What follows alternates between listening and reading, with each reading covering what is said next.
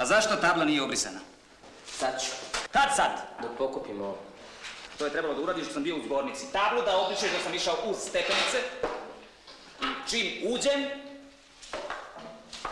uzimam kredu i počnem da radim. Ali kreda je polomljena i tupa. Mi samo gubimo vrijeme. Ajde na mjesto.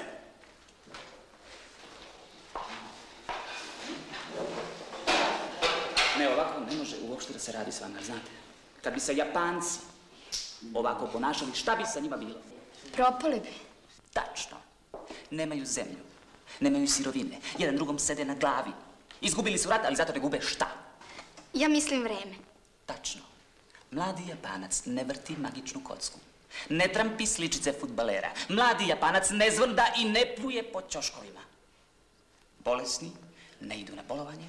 Umorni ne idu na godišnji odmor. Japanci rade. I u Japanu tabla je očišćena, a kreda zašita.